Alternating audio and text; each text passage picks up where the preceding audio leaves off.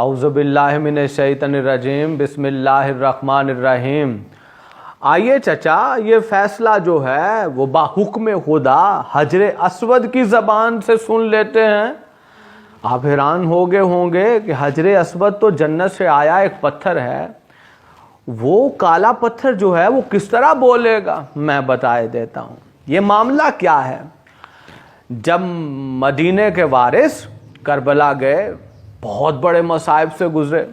توحید بھی بچ گئی، رسالت بھی بچ گئی، امامت بھی بچ گئی، قرآن اسلام بھی بچ گیا۔ مدینے کے وارث جو ہیں وہ جناب امام زین العابدین صلوات اللہ، ان کے ساتھ جو ہے وہ مدینے میں جب دوبارہ سے وارد ہوا تو بہت سارے لوگوں نے پرسہ بھی دیا، لیکن اس کے بعد وقت گزرنے کے ساتھ ساتھ جناب محمد حنفیہ جو بیٹے ہیں امیر المومنین علی صلوات اللہ، ان سے لوگوں نے کہنا شروع کر دیا کہ چونکہ امام حسین علیہ السلام اب تو شہید ہو گئے، تو اب چونکہ اس خاندان کے بڑے آپ ہیں، مولائے کائنات کے بڑے بیٹے آپ ہیں، تو ایسا ہے کہ اب جو ہے وہ امت کے مسلمانوں کے امامت کے فرائض آپ انجام دیں۔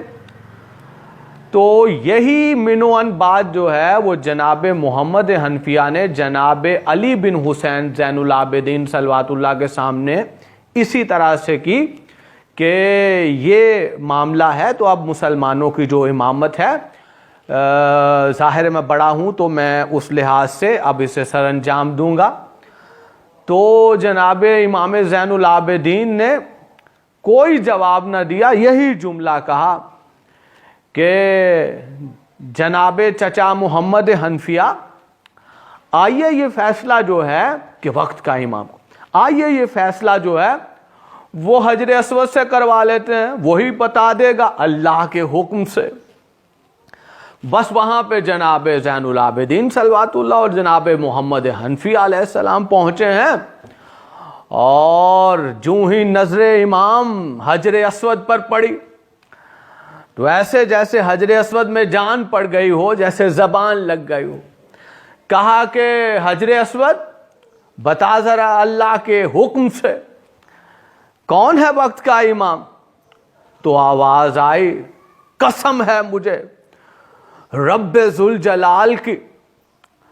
علی بن حسین زین العابدین اس وقت اللہ کی زمین پر اللہ کی طرف سے امام زمانہ ہے۔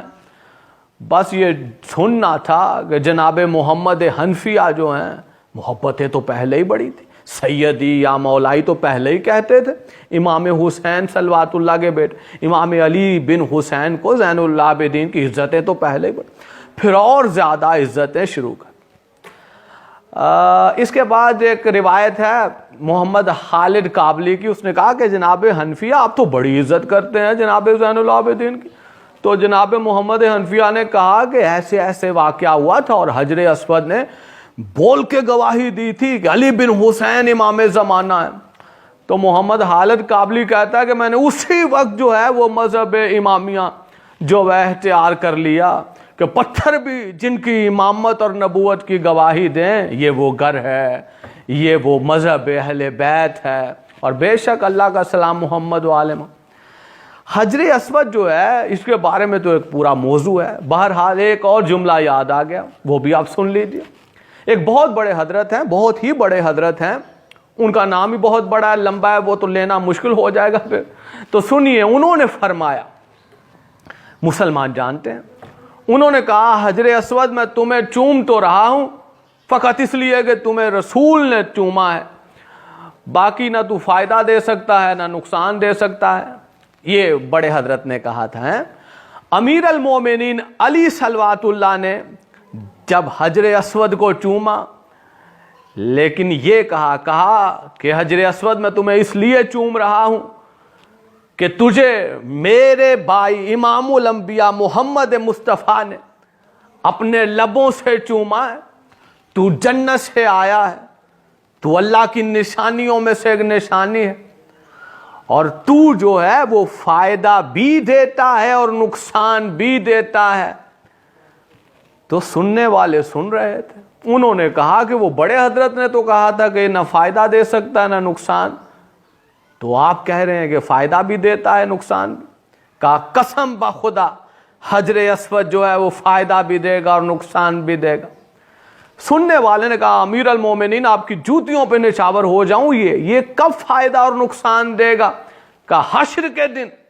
یہی حجر اسود بتائے گا, اللہ کی بارگاہ میں